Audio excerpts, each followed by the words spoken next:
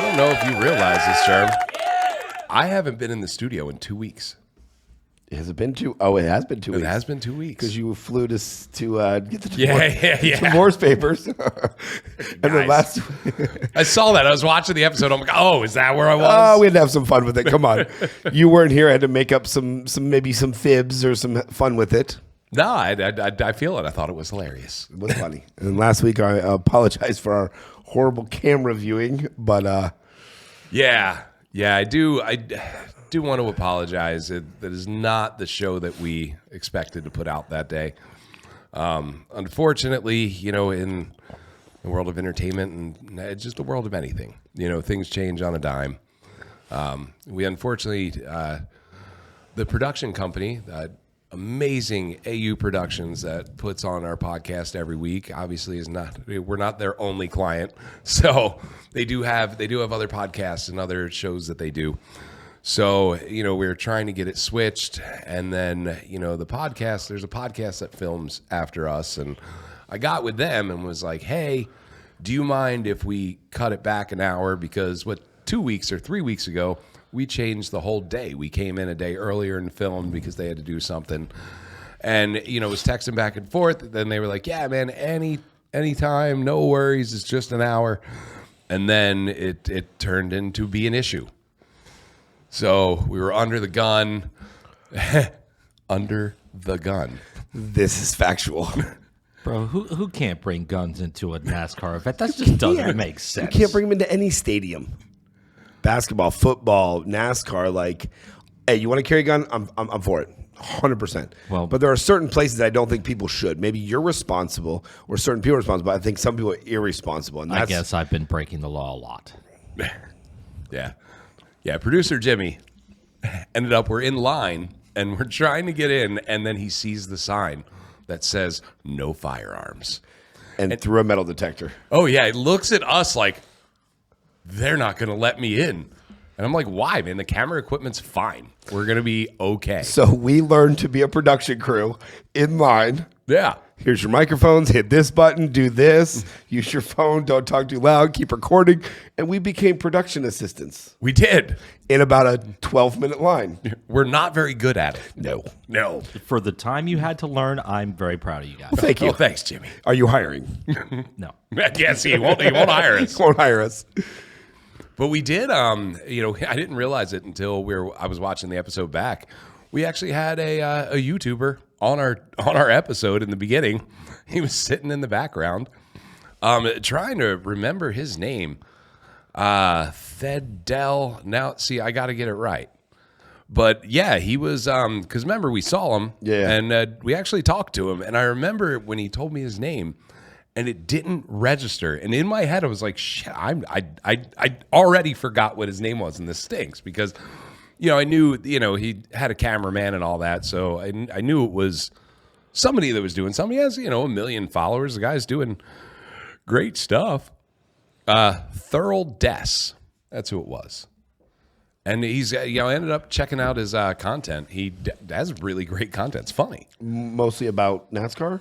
So, no, it's what I've seen. I didn't go too deep into the channel, but it's a lot about like racism, but not in like a bad way. It's like he's a black guy, but he's the redneck. And he's like talking to other black guys like they're crazy for thinking that redneck. You got to watch it. So he was at a NASCAR race. Yeah. Talking about racism. So you got to watch the clips. He's super funny. But so Jimmy's going to pull it up. I'll show it to you. But with that, so it is THURLDES. But yeah, big shout out to him. Fan of your channel, does great stuff. But yeah, he's one of it's funny, man. He probably has something from the 500 because he was there filming when we were. Well, yeah, Jimmy picked something up. But yeah, we got into the track. We had great seats for qualifying. Jeremy got to wave the green flag. That was fun, which I told you as soon as I got up there. You were right. Going up the stairs, I'm like, it's not so bad. Then all of a sudden, like the last 4 steps, I'm like, this is high. And it's an angle. It is. Like a really high angle. As soon as I get up there, she's wearing a helmet. It's a little windy because obviously you're 20 feet off the ground. Mm-hmm. And she hands me the flag. She goes, I'll tap you on the shoulder when you drop the flag. And I looked at her and goes, anybody drop the flag? And she looked at me like, oh, this is going to be the first, isn't it? I was like, no, I'm not going to be the first. I just want to know if anybody's ever dropped the flag. She goes, no, nobody has so far. So I got to wave the flag. That was a fun thing that I think not everybody has done. A good experience. Oh, that's definitely, like I said, it's a once-in-a-lifetime experience. I mean, it's, when they came up, I was like, well, Jeremy, you've never done it. You've got to be the one this year. No, I appreciate it. That was a lot of fun. That was a good experience to be able to drop the flag in the qualifying races. Yeah. Well, I think Jimmy found some stuff here. We're going to throw it up on the screen for you. No. We're not. No. All right. No, we're working our way towards monetization. We can put his link in, but I'm not going to play this. No, that would be bad for us. Yeah. All right. Well, we spelled it out for you. You can go check it out. Props to him. But yeah, I don't want to hurt our monetization. Right. We've been doing well so far. We do like the little bit of money YouTube and all that sent to us. Yes, thank you for that check. But yeah, I was really excited when because after we went Wednesday night, my son was doing the Pledge of Allegiance for the Saturday race. I still think that's crazy. You had to buy a ticket. Yeah. Like, you don't think that they'd have the class do this and they would give you a ticket or two. Well, I wouldn't say I bought a ticket. I mean, but most parents got Budweiser to hook most me up. parents had to buy a ticket. Yeah. And tickets were how much? They were probably like $40-$50. So mom, dad wants to go. Mom, dad, and kid want to go see their other kid do it. It's $100, $150 to get in. Yeah. Yep. And dude, they so I get there. I videotape the whole thing. I wasn't in my seat because I found a better like standing spot so I can videotape it. Send to his grandmom and grandpop and all that. And we had to meet them in section 311. So I was down by like 140. So we're walking up there. By the time I get up there, the kids didn't make it back to the stands till like the race was half over.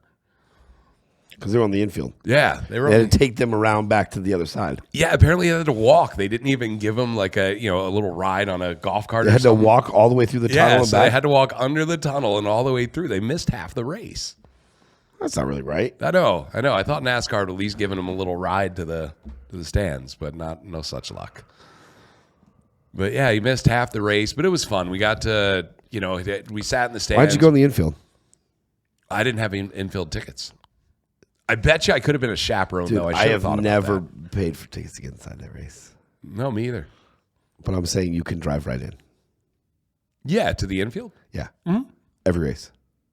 Well, you have to have a ticket. No. No? No. Well, how do you get into the race without a ticket? Last year's ticket. Shut the fuck. Last year. Really? Rolex. Ha. Drove right in the infield. Right in the infield. Well, I love that. I had a parking pass from 2 years ago. Hey, man, sorry, I'm going this way, and just kind of go in. Drove right in the infield. I mean... And then I park in employee parking. You could have had a bazooka in your car. I could have. They only check you, Jimmy, not me. So you park in employee parking? Park in employee parking. It works. Oh, I always do Bass Pro Shop. Nope. Employee parking. They have employee parking all the way in the back, and you get employee parking. Then guess what? They have an employee shuttle. You hop on the employee shuttle, it takes you right around to the other side, giving all my secrets away. Well, and there's so many temporary employees, they don't know. They have no idea. It was like that at the baseball field when I worked for the Rockies. Like, they were pretty strict about how you could get in, but if you wanted to, you could sneak in pretty easy. I'm sure it's probably more lenient at the track. Right. But, see, now I got to try. I love sneaking into places. I don't know why. I can afford a ticket. You can afford to. It's just the fun part of doing it. You should have seen it. It's all about the confidence level. Yeah. Oh, yeah. So if you go somewhere and you have confidence, you're more likely to get away with something. You know how many times I've been on my phone and I'll walk up and, hey, good to see you, and I walk right in? You walk straight up. Because remember, most people trying to sneak in are trying to not look obvious. Yeah. They're not the loudest person. They're trying to hide behind the other guy. They're trying to they don't look at anybody, and they try to sneak right in. Dude, I'll go right up to the guy, dude, good to see you. How you been? How's the wife and kids? Everybody good? And then you just walk right past them. They're not going to say anything. I would say 8 out of 10 times they won't say anything. Yeah, I mean, I don't think it'll work 100% of the time, but I mean, if you have confidence, you can walk right in. you can get through a lot. Yep. Dude, I'm a cheap ass sometimes. So I tried to go to Bass Pro Shop where I usually park. I can usually sneak in there and that's free. And I haven't been towed after all these years. So I think it's safe. No parking in Bass Pro. Like, all right, well, I'll hit the Home Depot. That's not that far of a walk. Usually parking's $20. I go, parking's $40 this year. Ooh. For not even the 500. This is the little race. Right. This is the ARCA race. So $40. I'm like, I can't do it. I can't do it. So I'm like, all right, I go to Restaurant Depot. Which day was this? Saturday. Okay. So I go to Try restaurant. employee parking next time. Yeah, I'm going to. Telling I you. didn't know that worked. I'm employee. Okay. Said like no code. That's it. Nothing. That's great. That's it, right? Employee parking. If they're not going to tow an employee parking, you work there. And they have an employee tray up to take you on the inside. Oh, that's great. I'm definitely doing that next year. Oh, that's great. Maybe I'll try for Rockville. Good work. But yeah, I ended up going to parking at Restaurant Depot. We needed like a couple kitchen utensils for the new restaurant, Costa del Sol, which will be opening, a little soft opening on Sunday. Soft live opening. So yeah, You train know what? with us live. I'm gonna give you a little credit on that one. All right, I'm gonna give you some credit on that one. You did good on that. Oh, I hit your cup. I'm gonna give you some credit on that one. That was good when you called me this morning or last night or whatever it was. It was this morning. And you were like, "Hey, I got an idea," and I was like, "That's a really good I idea." I think I said idea. I just said it. You answered the phone and I said, train with us live. And I like it. And it's a little different. I've been telling people about it, and they're like, okay. Yeah. So tell us about your idea, Joe. I'll give you credit for once because most of your ideas suck. And I guarantee you, I am not the first person to do this. I just don't know of anyone that's done it. No, because let's go back. Usually a soft opening, you will open usually it's a limited amount of time. Yeah. Let's say you're going to be open from 11 to 11. You open from 4 to 9 for 2 or 3 days. Yeah. And you get to trials, and a lot of the food's free, or sometimes it's half off. And you're just trying your nightly procedures to make sure everything works, and you get away with a few things. If it takes 30 minutes to get my chips, I'm okay with it because I understand why I'm going to be there. Yeah. And then you have your friends and family opening, usually somewhere around that time, which is a little more serious, a little more free food and drinks because it's friends and family. And then you open. And it's usually maybe I guess it's all different, a 3 to 5 day window. Yeah. So your idea. So here's where I was thinking. As we know, cost of everything is astronomical, right? It's not going down. It's only going to go up. If we were going to fully train for another week, it would cost us around $20,000 when I was crunching the numbers. And I said, all right, how do we train, but still make some money and be able to pay for some of this training? I was like, all right, train with us live. So for a week, we're going to be open and we're letting you know, hey, this is, we're training, but we're going to give you 10% off your bill. You come in, 10% off, just know that we're training. We might make some mistakes, but we also want your feedback. We want to know what you think of the presentation, what you think of the taste, what you think of the service. So Jeremy and I are going to be touching every single table that's in that restaurant, just asking them about their experience. How could your experience be better? And I think, we give them a discount on the food and drinks when they come in, but we're training in front of live people. We're training in front of real people. It's not a mock service. And I think doing that, I think the community will get into it because they're a part of something. They're going to be able to give advice and they might see their change on the menu. And that's cool. You could go in and be like, hey, that's me. That's me. That's why that's I on said there. no guacamole in that and they took it out. That's me. Yeah. So it's a bragging point, but it's also something fun to get the community together. When I want the feedback. I I mean, I'm all about information and feedback. I love that feedback, email addresses and feedback and what they like. We'll send them questionnaires and see what they liked and didn't like and hours and this stuff. And I think by the time we have our grand opening March 2nd, we're really going to be able to know the ins and outs and ups of what the community likes. Yeah. Nope. And yeah, you love your email addresses. Dude, I love those things. It does. 250 email addresses. Yeah, already, right? Already. Yeah. And I mean, reservation-wise, we have over 500 reservations. Oh, I love it. Over 500, because obviously 250 email addresses, some were 2, some were Yep. 4, some were 1s. But yeah, we have over 500. And again, they're not all going to book and all this, but we have over 250 email addresses of people that say they want to come. And any of those were any from 1 to 8, 9 people, a couple 10s and a couple 2s. But, so, I mean, we have over 500 reservations that we email out and say, start booking your reservations, which is, I feel, a great way to make sure people are coming in. And I think this is a great start for Costa del Sol. It is. It is. I haven't opened the doors yet. And the phone rings all the time. It does. And that's another thing I think people forget about. We should talk about that. I think people forget how important the phone is still. Because our demographic, I would say, is probably 35 and up. Yeah. And I'm not saying 20-year-olds, 30-year-olds aren't going to come there. I'm not going to say we're not going to have events and cater to them. But I think most of our demographic is probably 35, 40 and up with the new Smyrna area. Yeah, I think with the area, but... And those people aren't necessarily TikToking or chat GPTing or going onto Facebook to find out the best brunch place or the best taco place. They're doing the old school way, man. They're seeing an advertisement and they're calling a number. And you've seen it firsthand since we've taken over the place about a month ago and started working this. How many times that phone number's rang? All day. All day. You guys open yet? Can I make it to go order? When you guys open? I heard you guys reopening. I've heard it all over the page. I mean, I've taken. I could have taken probably 200-300 reservations people wise for people coming in since we've taken over. And I think people forget how important answering that phone is in a restaurant still, because if your clientele is 30, 40 and up, they're not necessarily chat GPTing or going to TikTok. The 20-year-olds are going to TikTok. They are. My favorite taco place. And then if you're not on TikTok, you might be missing that 20-year-olds. And we want everyone to come. But I think our crowd is going to be that. I want to call and find out if I can make it. I want to call and see if you have dietary, supplements. I want to call and see if you have a certain tequila. I think those people are still out there and still wanting to do it. Yeah. I pick up the phone. I'll be honest with you. I can do TikTok. I can do that. But if I want to know somewhere, I just call. Hey, you guys open today? What's your brunch thing? All right, cool, thank you. And I come. I don't want to waste their time to ask them 300 questions. But I want to see if they're open and you do have the brunch and you have bottomless mimosas. Awesome. See you in an hour. And I think phones are so important that people miss nowadays. I've seen so many restaurants, phones are ringing. Try to call, nobody answers. You drive by, they're not even busy. But there's 10 people in there. But I've called the phone number 3 times and nobody answered. Yeah, and a lot of places are using AI to answer the phones, which I think... You know what? It's getting away from the personal, man. It is. I don't like it, man. I'm going to be honest with you. We're in the business. I don't like the AI answering. I've tried it. I've had it. I can see some people doing it. I'm not saying it's not for everyone. But for our business, I want to talk to every person. You know me like that. And I answer that phone 90% of the time. And I want to, solve a problem of their hunger and they want to eat or they want to come and they have a reservation. And I think that's the customer service that we're going to do over there. It's going to be different than any other place. I think you're right. I think, having that personal touch. And I'm telling you, every phone number that we get from these people that come in this week, I will call them.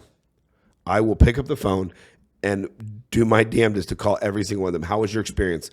Have anything coming up? I'd love to book a party for you. Oh, we have a birthday. And I'm telling you, we call 300-400 people. And I know it's a waste and calling, but have you ever been at a restaurant that's called you? No. Unless it's a reservation. I'm sure you've got to call, hey, Joe. Oh, yeah, to confirm something. We have your dinner for 2 this Friday for Valentine's Day. You're like, oh, yeah, I'm confirming.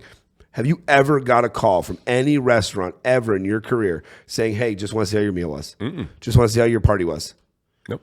And I think that's what's going to set us apart. Are you doing that? 100%. You're going to call everybody? I will call every single person. All right. I have no problem. I like talking to people. You'll get some negatives. But at least we can figure out the negatives.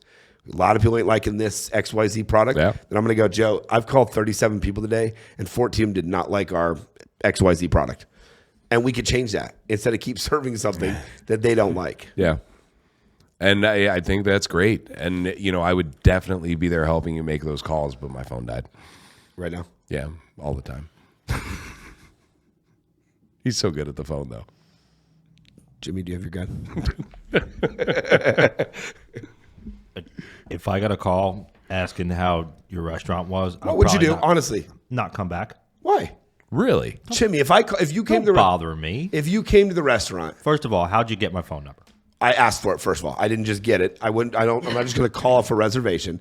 We're going to ask you to fill out name, phone number, birth date. I like to know that stuff because I've called people, Jimmy. You might be the one guy in this world that'll hang up on me and never come back. But when I've done this program before, 90% of people go, you're calling for what?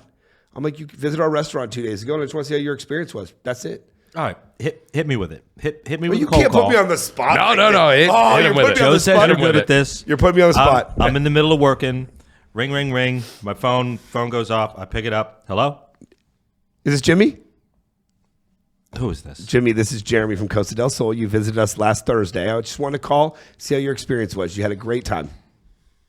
I'm sure I did. You're calling from where? Costa del Sol. You came and had Mexican food with us about 3 days ago. Okay. How was your experience? I like Mexican food. You loved it. How was our food compared to the other places you've been? It didn't suck. It didn't suck. Was it good? Yeah, it was good. Would you come back again and visit us? I guess I would come back. Sure. So your next date night, you're going to come visit us.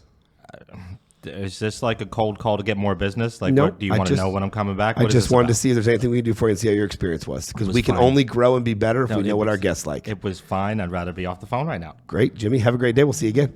That was terrible. Oh, jeez. I think he did pretty good. You're an asshole. I know. Most people aren't going to be an asshole, Jimmy. I'm sorry. I love you, buddy. I think like 1 out of 20. But like 1 out of 100 will do what you do. I mean, well, when you get that guy, you handle that guy very well. So Yeah, he did that great. was very good. I'm here, but you know what? But Jimmy, here's the other thing. I will get one of you. I'm sorry. Out of 80 to 100 calls, F you, don't call me again. Your place sucks. I will get one of those 100%. But do you know how many other people that give the customers? You know how many parties I'll get from this? Hey, we had a great time. And by the way, our family's coming into town. Can we go ahead and make a reservation for next Friday for 20 people? Jimmy, I'm telling you, you think I'm crazy? And I'll mark down for you how many of those I will get.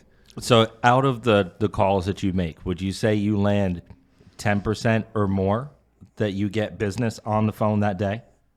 I would honestly, the more calls, the more it's going to go up. Obviously, call 5 people. I'm not going to get 10%. Well, that's why a percentage. I would say 10 to 20%. I will get other business from it. Hey, by the way, we're doing this. Or, hey, it's my sister's birthday in 3 weeks. She loves Mexican food. Could we make a reservation? Absolutely. And by the way, round of margaritas on me. Well, now he's just giving shit away. You know what I'm saying. You'd see, these phone calls are going to cost you money. Jeremy and I have the conversation of giving shit away all the time. This is why people come back for more business, because he promises them free shit. If somebody books 20 people, I have no problem buying 3 or 4 margaritas. 3 or 4 for 20, yes. Buying 20, there's our profit.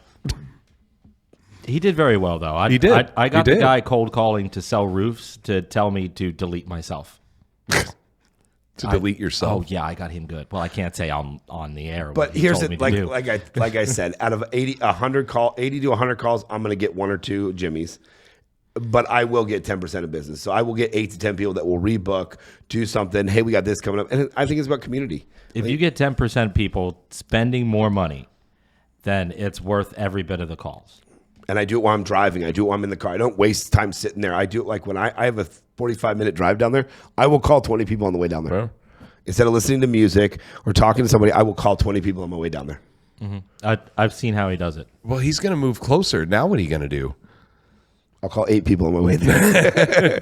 I'll spend time out. Like I said, it's to me, I think that's what we're missing. Nobody calls. And if I piss off 2 Jimmys out of 100, I'm okay with that. Yeah. And if I get 6 people to rebook or book a party or thank me for calling and be like, wow, no one's ever called me, but Costa del Sol gave me a call and asked me how my stuff was. I'm not going to sell you anything. I'm really not going to sell you anything. I'm not here to telemarket. I'm literally calling to your experience. You weren't selling. I was asking if you were selling. You weren't selling. So And I can say no. So it's not a telemarketing call. I can turn it into a telemarketing call if it depends on your reaction. If you started asking me buying questions or, hey, what do you guys do for birthdays or this? Well, then I'm going to go into a sale or I'm going to go into a marketing call, let's call it, or a telemarketing call. But you didn't ask questions. You wanted me off the fucking phone as fast as you could. That's like, Jimmy, I hope you had a great time. See you at your next date night. But guess what? Your next date night, you know what he's going to say? That one a-hole called me and I'm going to go there now. well, now that I know that you guys are giving 10% off for live trading, I'm coming. Love it. See, we got Jimmy in the door. Oh, I'm giving him. I'm calling. He will be our first phone call from an unmarked number. Yeah. I mean, You got to lead with the free shit. Then you get me. oh, Jeremy's good at that. There you go. Listen. Let's talk. Let's go into this now. You and I. This is the one thing I think we're gonna argue about. Oh, we do. We do, and we're going to argue. Yeah. I think you have to give to get. It's a marketing thing. If I put something in front of you, they feel more applicable to do something for me. Whenever I go into a business meeting, I always say, "Can I get someone a water?" And as stupid as that sounds, but I bring them a bottle of water. Give away waters all day. Joe, you understand what I'm talking about. But if you give somebody something, they feel amped to do more for you. Any business meeting I've walked into that I want to seal a client, I walk in with at least a bottle of water. or if I find out something like that. I'll tell you a quick story with that. I wanted to work with this one client, and I went on his Facebook page and found out he was a Chicago Bears fan. I had a Chicago Bears jersey that was signed that someone had given me because I'm a Bears fan. I brought it to him. And we were sitting there talking business. I go, by the way, you're a Bears fan. I said, so am I. You don't find a lot of people from Chicago here. And I pulled out of my bag a signed Bears jersey and gave it to him, and I got the deal.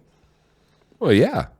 Didn't cost me anything but I think giving away a handful of margaritas a day is not going to hurt our profit if it's going to grow in the long run. Just to give some. Now, here's why I'm going to disagree with you. I know a lot of managers that give it to girls. Disagree? I didn't even say anything for you to disagree with. You're already disagreeing. Because I already know you're I didn't even say anything. You already disagree with me. I am not disagreeing with you. I'm saying there is a certain level of an amount that you can give away. If you're giving away your profit and more, it's not worth it. I think it's about relationships. Because you'll do a whole party and you'll give stuff away to get the party, but then there's no profit in it. So what was the point? 10 people coming in getting 3 free margaritas apiece. I completely that agree. Is not. Yeah, I completely agree fine. with you on that. Yeah. That. Why would I even do that? The profit's out the door. Unless they're all spending $200 and a party of 10 is not going to do that. But offering the host to comp their meal for 20 people, I'm personally okay with that. If somebody brings 20 people in, if somebody give them called, a free meal. If I called them and they were like, "Hey, we have a birthday party," and I know you're going to tell me you don't have to do it, but if I call somebody and they're like, "Hey, we have a party at 20 next week for my sister's birthday. We'd like to all come there." Great, and I'd like to take care of your meal. Yeah. I don't think anything's wrong with that because if I get 16 meals out of it because 2 people aren't eating and grandma already ate earlier. I am personally okay with comping Tom's menu because he feels good that we comp his item because Tom feels good that they took care of me. I booked this party. And I may not receive 100% residual there, but Tom's going to become my regular.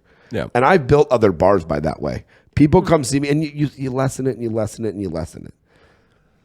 Yeah, you like to start with the close. So you give away stuff in a deal when you're making a deal. The giveaway and all that, that's to close. That's to seal the deal. That's to close it. You'll start with that. You'll start with a close. I do. And you'll be like, "Hi, my name's Jeremy. I'd like to give you a bunch of free shit. Would you like me to say some more?" That's a little over. That's a little much, yeah, buddy. A little much. All right, can I interject on this for a second? Yeah. You're going to take my side on this? You guys are talking about your restaurant and what you're doing specifically. No, we're talking about just in general. No, hold on. I mean tonight. And I'm sitting over here listening, right? The first thing that got me that I'm like, oh, in my brain, like, hey, I want to go down there was you talking about 10% off. Yeah. You give something away right away, that's 10% off. That got me. Jeremy with his stupid cold call, I don't want to hear anything about, and he didn't say anything about free shit. So you're the one giving free shit away. Oh, on this one, That's the thing that got me. So I think it belongs at the beginning, and I agree with Jeremy. You need to give shit away. So you don't, not all the time. Oh, well, that's what I'm saying. How often's up to you? And I don't do it all the time. If someone says, "Oh, great, we'd love to come to dinner there and book for 4," I don't think they deserve anything. I'm going to be honest with you. But if somebody I do call says they're going to book a 15 top with me now that I've called, I think they deserve their meal. Yeah, like we gave away 1,000 free drink cards in a week.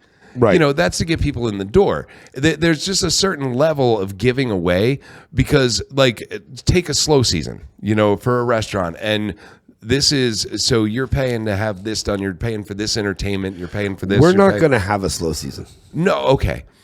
But it's cute. But, there's, and I see it all the time, restaurants and bars, they spend all this money on entertainment and this, and they think it's going to bring this big crowd in slow season, and it doesn't. And they end up losing a shit ton of money because they didn't understand that just because you gave stuff away doesn't mean you were going to bring this big crowd, doesn't mean that you were going to make a ton of money. You have to be very wise in what you're doing and what you give away. And you are, for the most part. I would think, like I said, if I called him and he said I got a 20 top and I comped his one meal for the 19 or say 15 because 3 aren't eating, I think there's nothing wrong with that. If I comped everyone's meal or everyone's margarita, that's a little much. Yeah. But I think at all points there has to be, because I think we'll get that guy as a client all the time. Yeah. But he's going to think about that because we called him number 1, which no restaurant does. Number 2, he booked a party with us on the phone, which I wasn't expecting, but it happened. Number 3, we got a 20-person party out of it. And number 4, he gets his meal comped and looks cool to his family, gets a free meal, whatever you look at. I think that guy's going to come back for other things. So I think that one guy, and if I can do that 100 times, there might not be a slow season or a down season. Yeah. I mean, so yes, there's going to be slow season, Yeah, but you there understand is. I'm saying it. But to me, there is no slow season because when we hit slow season, or you tell me that New Smyrna, what's it, around September, October? August 15th. So August 15th, I want to start booking parties that we can, Yeah. tequila tastings, food tastings, events that will make up that revenue. Not all of yeah. the revenue, but events. Then I want to start with Christmas parties. I want to start with chamber parties. I want to start with all that stuff that when we think our slow time, we're going to be down 40%, we're actually only down 20%. Oh, Will yeah. we be slow? Yes. I wish I could solve Yeah. that. If I do that, I'm a fucking hero. Yeah, yeah. But it's not going to happen. And but instead of being down 40%, Yeah. I think we could be down 20% with the right events, the right things that match that. We're not having fraternity parties in there, but I think we can have tequila tastings. So there's a ton. Like 2 years ago, I booked 19 weddings in the slow season because I had the time to book it. We need to do things. You Right. have to go out and get business during slow season. Right. If you want to survive, it's not, paying a band $700. Now, there are some bands that'll bring a crowd that are definitely worth a high price of admission because they bring a crowd. But there's like 4 of them. It's not. There's not a lot that have that cult following that's going to bring it in. And there's places that can do music bingo, and it works for some. It does for others. But there's a lot of times where you're going to spend a lot of money in hopes that it'll bring people in to where booking events, you're going to get people. That's what I would And do in imagine slow that season. tequila tasting, and we've got, by the time we get to August, September, we've got 2,000 email addresses. Yeah. Do you not think if we put out an email blast to 2,000 people that 2 Fridays from now we're doing a Patron, let's say, tequila tasting, do you not think that out of 2,000 people that got this email, realistically, 1,400 of them actually opened it, realistically, 800 of them actually read it, realistically, 600 of them live in Probably town. get 50. 50 people Yeah. at $75, Which is great. At $50 at tequila tasting. We just made $2,500 by an email blast Yeah. and then phone calls because those people that came in for that one, I'm going to call them on the next one. Yeah. I'm going to call them at the next. Hey, you came to our tequila tasting. Now we're doing a whiskey tasting. I'm making this up. But Yeah, we're doing yeah, a whatever whiskey it may tasting, be. a taco tasting. We'd like to invite you out. And by the way, tickets are $39.95 because you came to our last one. You get it for $29.95 today.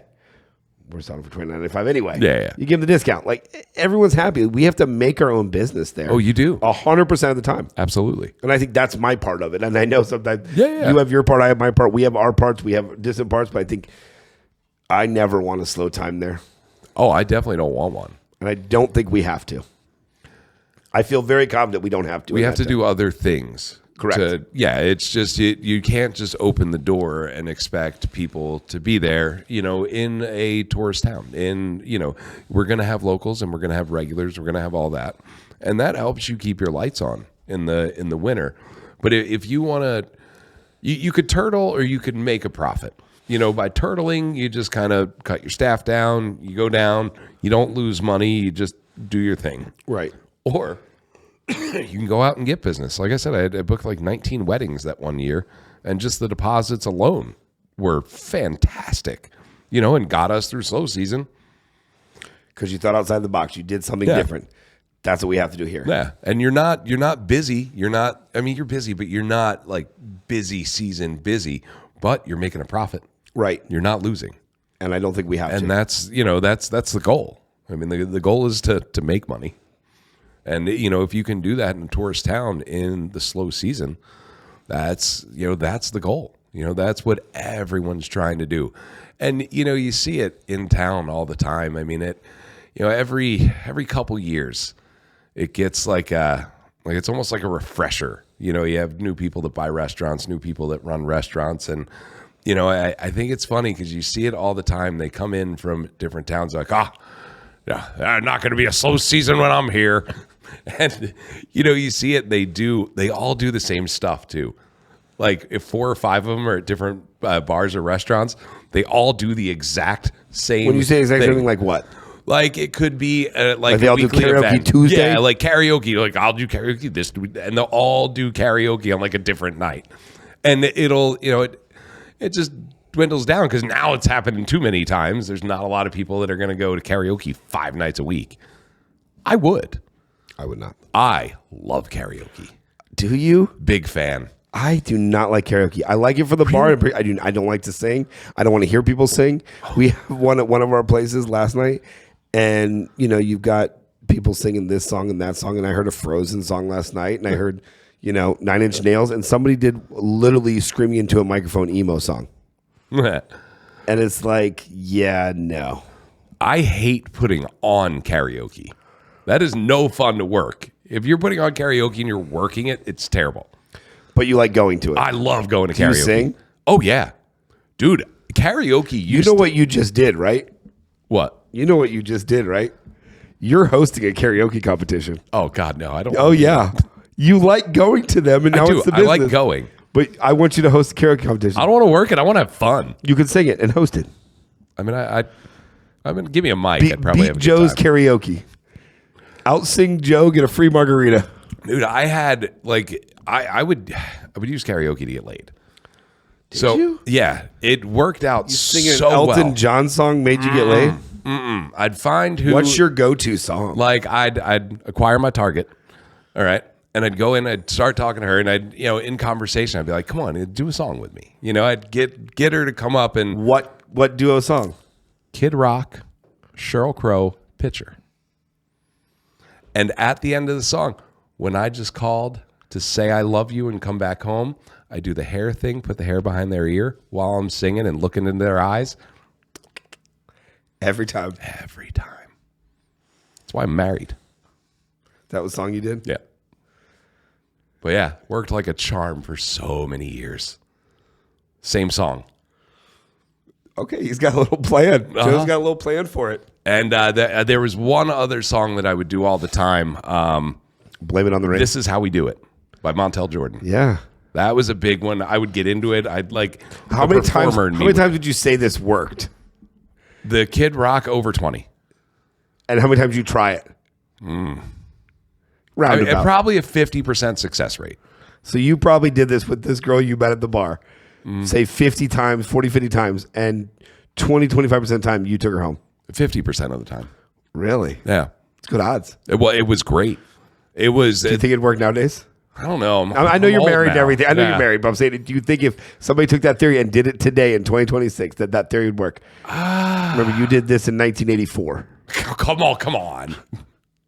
I mean, it wasn't the 1900s. Have you heard someone say that yet?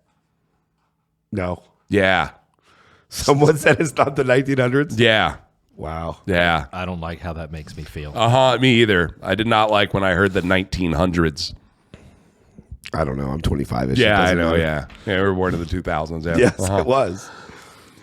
But I don't know if it would still work. God, I've been out of the dating game for so long. I mean, I feel like it's been like a decade almost. Let's go out of town. We'll try it. Can't take her home though. You're married. No. But we would can not try go it. over well. We can try it. Yeah, You can't take her home. Yeah. You tell my wife that. Okay, never mind. Yeah, you pitch it to her. No, I'm not good. We gotta go to Mexico and do some market research.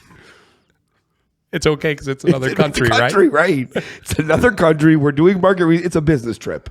But I'm telling you, man, the karaoke, that was one of my big plays that worked. And taking a girl to a drag show worked 80% of the time.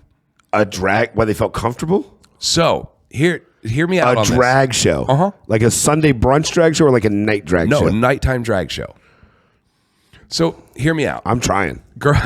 Girls are used to like the attention. They're getting the attention, right? On a date, it's all about them. The attention is always on them, right? I mean, for the most part, when you take a girl out, you're spending time with her. It's all about her. No. Okay, well, on most dates, I think it's I don't mainly really about do the that. person. I'll tell you my line after yours. Okay. But you go to a drag show, the guys get attention from the drag queens. So you're in the show, they're interacting with me. And I knew a couple of them too. So it was great. Like I would get all this attention in the show. But by the end of the show, she's like, God, am I even here? And like She didn't walk out on you? No, but she was craving that attention. And then when you get out, you give her that attention. It's like, okay, let's go. Night over. Let's go upstairs. And that's how, what's that ratio? That was like 80%. That only failed 3 times. Really? Yeah. Did you think of these by yourself, or did you get the handbook handed down to you? No, that one I had completely tried by accident. I remember the first time. We were at my bar in Key West, and I was hitting on this girl. I was like, "Hey, why don't we go out later?"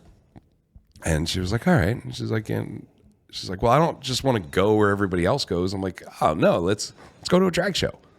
One of my friends was in the show, and she's like, "Really? A drag show?" I'm like, "Yeah, one of my friends is doing it. It'd be a fun time." I've only gone like 2 or 3 times at this point. I hadn't gone a bunch, and had a great time. I actually got to go on stage and like be part of the little dance. To wear a dress? I didn't. No. But no tuck and dance or anything? No tuck, make sure. no tuck and roll. Okay, no tuck and roll. And then we ended up getting out, and I like held her hand as we were walking. You could just kind of see like her eyes light up, like, oh, he does like me. And like, when you could just tell, you're like, oh, all right, I'm gonna get laid tonight. Like, I just knew. And I'll say your theory is right, and here's why. I had similar, but I usually go where I know somebody. I'll take them to a restaurant that I know somebody at, or that I can talk to other people. Because if you kind of slightly ignore them, because every guy, like you just said, takes them on a date. What can I get you? Get the nice bottle of wine, get a dessert, anything you want. Afterwards, we'll go here. I do the more like friends thing, where you bring them as kind of like, I could give a crap less. But do you get stuck in the friend zone? No. I wouldn't say my ratio is 80% or 50%, but it works most of the time. See, I've been stuck in the friend zone a couple times, and it sucks. I don't like it in there. Like, I hate the friend zone. Wait, you got put in the friend zone and stayed? Yeah, dude, there's been a couple times I got into friend zone. There was no getting out. But what about their friends? I mean, I'm sure I piggybacked. You ever gone out with a girl and times. their friends are hotter? Oh, yeah. Like you meet this girl online, you meet this girl out, whatever, and you're like, oh, Steph and I are going out, and then you go out once or twice, and then y'all's friends start going on. And you're like, what? Did I pick the wrong one? I used to, like, there were times where I would go, there's no way to make my sound not sound like an asshole when I say this, so I'm going to have to say it. But, like, I would go for the less unattractive one. Like, if there was a group of 3 or 4, I would go for that one and be like, hey, you want to go on the dance floor? Or, say something, bring it up. Nothing crazy, not asking her out. Just like, hey, do you want to play the ring toss game with me? Something. And you show that one attention, and the hotter ones start to get like, why isn't he paying any? Why? We're hotter than her. And then, boom, you got them, and you didn't even have to talk to them. You just ignored them. And that worked. The success rate is probably like 20%. I don't think it was anything I'll crazy. I'll be with you on that one because you got the one girl in there that's hot, everyone's trying to hit on, and I act like she doesn't exist.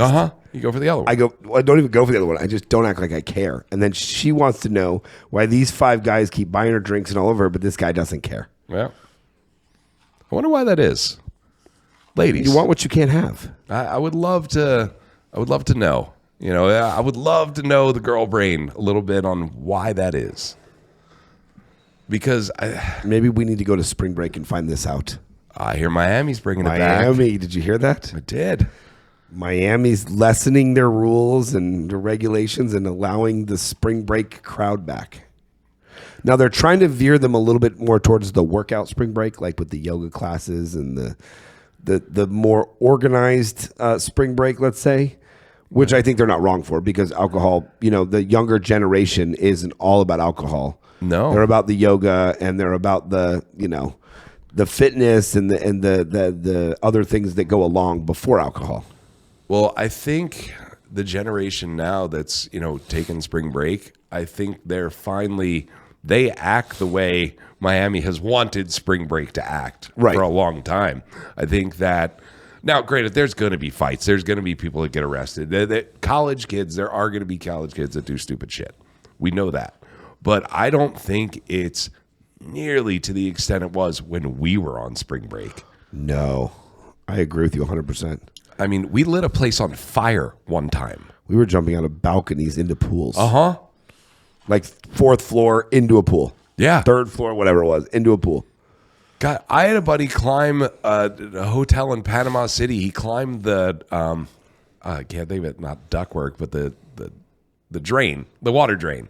And he would climb that up 4 stories. Why he didn't take the stairs, I have no idea. There was no reason for him to climb up the gutter system, but he just kept saying, "I'm in the Navy." Just climbing up, and then he jumped into the pool. Oh, yeah. The kids don't party like that anymore. At least not the mass majority. The mass majority of them don't anymore. Because there's so much more offerings that they can get nowadays. Yeah. And they can get in a lot more trouble now. True. Like, I'm not gonna lie, I feel like it was a lot more lax. Like you could why was it lax back then? No camera phones. Nothing you get through. Like when you went on spring break, like that was it. There really wasn't. You had your Polaroid. Yeah. You would develop later. But remember that girl? Yeah. You know, or it started towards the end, maybe some phone stuff, but like nobody filmed everything. Nobody had YouTube channels. Nobody had Facebooks and Instagrams that everything was on. Yeah. Even our MySpaces back, we didn't post everything. No. We didn't post our day life. Like there's people now that just post 10 times a day and now the reels. Those 10-second reels, everyone posts on there all the time. Yeah. Because you can. You can post you eating lunch and going to the gym and going here. We never did that in the past. So less got out. Less people knew things. No, I think we only posted stuff that like if we did something that no one else could do, like it was bragging. It was bragging, not like posting your lunch. No. And posting you're in the gym and your dog Fluffy. Like it just didn't happen like that. What is with the gym post? Who gives a shit if you're at the gym? Congratulations. Well, that's where they're at. These kids don't really drink as much and do this. They But go to the why- gym. why? They go to yoga. Like it's about looks, and it's about, not that it wasn't about looks back then, but we could care less. We went to the gym, but it was to go out and drinking. It was to look good for going out in the girls. Like nowadays it's about online, and it's different. We weren't posting pictures of us flexing in the gym. No, I just don't understand. I don't get it. I don't understand why people have the need to post that. Like, who cares that you're at the gym? Want to feel good about themselves. They want other people to compliment. Girls want the compliments. Is that what it is? Is it I compliments? 100% agree. They one of two things. You're going to get, I mean, imagine any girl just about. 99 out of 100 girls post a gym picture. They're going to get, you're hot, you're this, their DMs, they're blowing up their likes. It makes them feel good. We're in a feel good state. Back then for us, it was about taking a girl, meeting a girl. It was about going out. It was about this. Now it's about how many likes can you get and how many selfies and how many DMs. Like they say they hate when guys slide in their DM, but they love to look at it and there's 41 new comments. 100%. They can say that, oh, I hate it. Every time I post a picture, 47 guys want me. They can say they hate it, but they love if they it. hated it, they wouldn't do it. Right, then don't do it. Don't post a picture then. Super simple. Right. You Oh, fix I the problem. post it for me. No, you don't. You post it because it feels good to post that picture, and 30 minutes later you go back on, and you have 71 likes and 13 DMs, and by the end of the night, you have 280 likes and 600 DMs, and every guy wants to talk to you, and you have your choices. Who doesn't like that? Well, I don't believe any girl that says that's not what it's for. I get why the girls do. Why do the guys do it? Why the guys post pictures? Yeah. Like, why are the guys talking about going to the gym? I think the same thing, but way less. I don't know. I think it's way less. You're going to get bros on there going, "Oh, you're not that big, I am," so they get a little confrontation, or they feel good. You don't think girls slide into DMs too? Oh, I'm sure. Not as much. I'm sure there's not as much, but girls slide just like dudes, or just not as bad. I mean, my wife thinks it happens all the time. I don't see girls sliding in as much as guys. No, but they still do. Oh, I'm sure they do. And I think it feels good when you post something and then 7 girls double hearted it and tapped it. The one from high school, the girl in your gym class, the girl is this. Like I think they like it too. It's all about self-love. We had to find love. We had to be, when I mean love, like love within ourselves and our friends and this. We had to go out and entertain ourselves. We had to go ride bikes. We had to go, to the movies. We had to go talk to people. Then we started getting on the phones, and you had your own phone line in your room and stuff like that. But now they can post a picture and get self-love in seconds. Quick. I think it's like when I post stuff, I'll get traction on stuff on my personal page when I post stuff, but you don't post a lot personal. You no, post to kids. I don't really post much at all. Or the business. But look at the business one. You posted 500 something likes and comments out the ink, which was about opening the new place. Like people commented. Yeah. Tell me it didn't feel good. Oh no, that does. So imagine the same thing if you were when you posted that article of us and you got 400 something likes and people were commenting, congratulations on us. Tell me you didn't feel validated and feel good. But you want to know something funny, Jeremy? I didn't even know till you brought it up. I didn't even check the comments or likes. You're like, dude, you're getting so much traction. I was like, huh? And I looked, I'm like, oh, that's super nice. I should heart some of like thumbs up some of these people. See, you need to be a little bit more involved in your social media. Yeah, I post it and forget about it. I don't think you should doom scroll like some of these people do, but I think you need to get on once or twice a day. And I wish, because there are times I drop bombs on people's posts that I know have probably commented back, and they're waiting for you dropped response. One the other day. What was it? Did I? You dropped one the other day on somebody's post, and I happened to see it.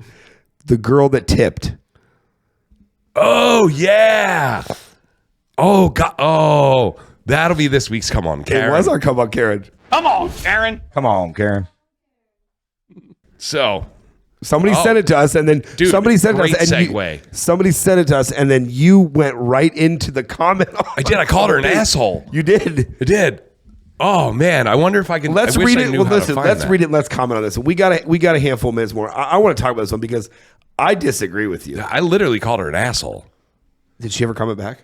I don't know. I don't check those things. All right, Mila Jade is her name. Okay. Jimmy's going to throw it up on the screen for you. Ran up a $1,700 dinner bill or dinner tab. And when the receipt came back, they had those cute little suggested tips printed. Like I'm supposed to casually drop another $400 just because someone carried plates from the kitchen to the table. I left $30, which honestly felt generous considering I already paid restaurant level prices for the food itself. Server immediately got weird about it. Attitude switch, barely a thank you. Just that tight smile people do when they think you violated some unspoken rule. I told her straight up, tipping isn't a percentage subscription service, and I'm not funding someone's rent just because the bill happened to be high. Manager wandered over, trying to smooth it out, hinting about industry standards.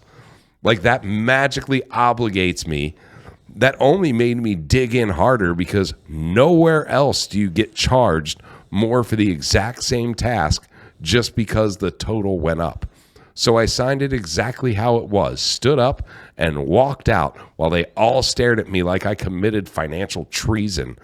And if they think I'm coming back there to play along with the system again, they're seriously confused. There's two things wrong with this. $1,700, I would say had to be a party of 6 or more. No, yeah, I'm sure. I mean, unless you ordered a $1,500 bottle and a steak dinner by yourself. But I would have a feeling that this was a dinner party. Probably. I'm speculating. There's automatic gratuity. 90% of places, 6 or more, put gratuity on there. But not all, and I feel like if that were the case, she would have paid that $400. It would have been in there. So why leave anything? Second problem I have is, as a manager, if you saw that, would you ever go out and talk to the table? I'm going to tell you right now. I'm asking the question. I'm going to speak for it too. I would never go out and expect them to tip certain. I want to take care of the service for sure. I'm going to ask them how their service was. Correct. And if she's like, everything was great and this is fine, she goes, I just don't tip. And I'd be like, no problem, man. That's your prerogative. And I'm sorry if Susie B gets mad at me for it, but I made $1,700 off that. Yep. And there's other tables that she's got for a $22 tab and gotten a $22 tip. Yeah. So you have to go with Ben. I don't want her to be out $400 by any means, but I'm not going to go ruin a relationship and a table for $1,700. And what I'm speculating was a party of 8 to 20, depends on the place she went, for somebody that does not have to tip. They do not have to tip. They do not have to, no. So she didn't do anything wrong. I disagree. tipping is a right. They should do it. Yeah. But she didn't, like she said, she, as a manager and owner, I would never walk out there and be like, excuse me, Susie, I agree with you. How was your service? Everything was great. Wonderful. Thank you. Hope you come again. I'm walking away. Yeah. I'm not going to be like, well, Susie did this work and the industry standard is 20%. No. Susie, I apologize. I might even pull $100 out of my own pocket and give it to Susie, but I'm not going to ruin that relationship because that lady at some point either ate a lot for 2 or 3 people and bought a nice bottle of wine or had a group of 8, 10, 20 people there. And that restaurant just ruined the entire thing over something that they weren't going to get. And I think Susie should get her money, but I'm not ruining a relationship over it.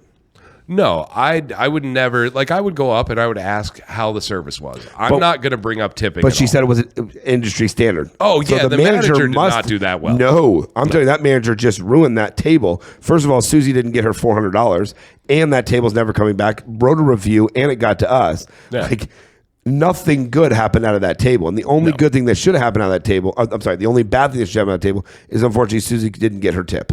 Yep. But the next table that came along would have had a $50 bill and left a $100 tip. That happens all the time. Yep. So there's a lot wrong with that. As a business owner, manager, whatever it be, like I said, I'm not going to go up there and say that they should tip or how much they should tip. I'm going to ask how the service was. And if the service was great, okay. It is there. Everyone has the right to tip how much they feel that they should. But 20% is a standard, and if you got good service, you should tip 20%. Let me ask you a question, though, to play off this a little bit. What if it was 2 people, and they bought a $1,000 bottle, a couple of expensive appetizers, and 2 dinners, and it was $1,700 for 2 or 3 people? Do you think she was wrong?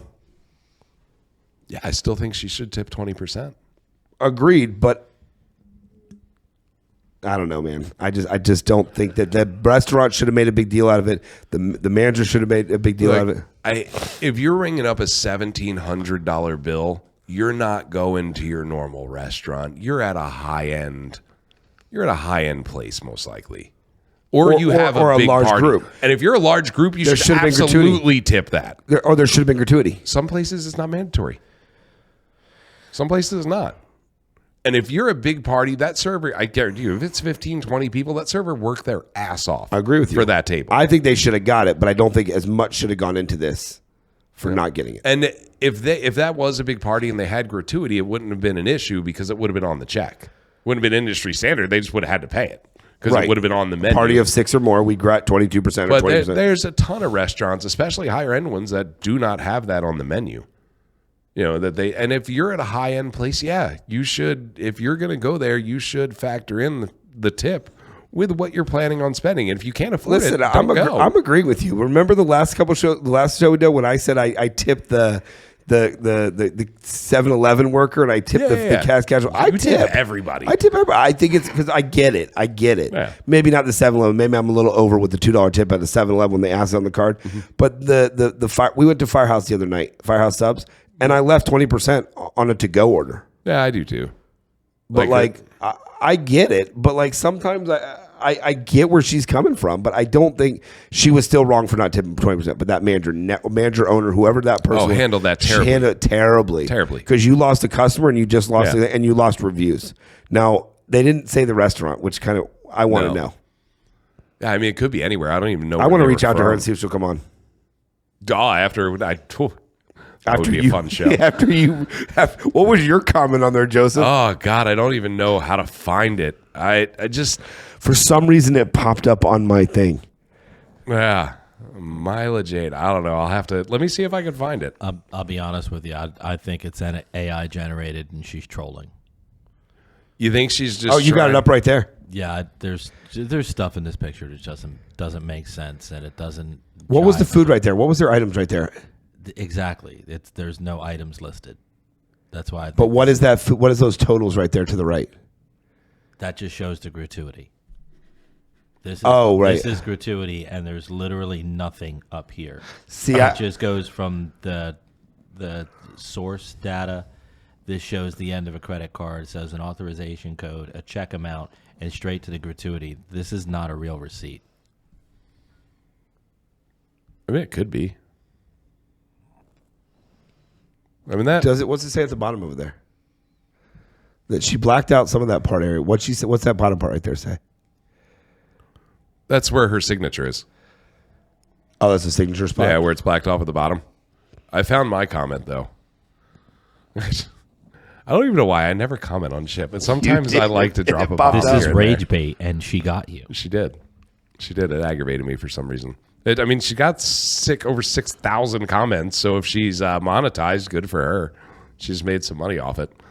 I just said, you're an asshole, and I can bet they don't want you to come back anyway, so they will be happy you have decided not to. Tip 20% of your tab when you go out, or keep your cheap ass at home. So check out this week's episode of the Somewhat Tipsy LLC podcast, because you are this week's Someone Karen out Friday. And I tagged us. But Jimmy was saying, rage baiting.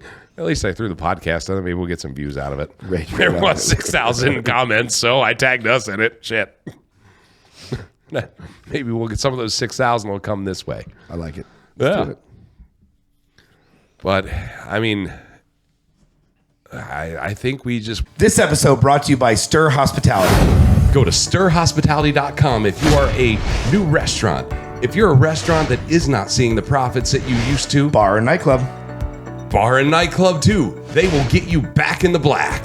Stirhospitality.com.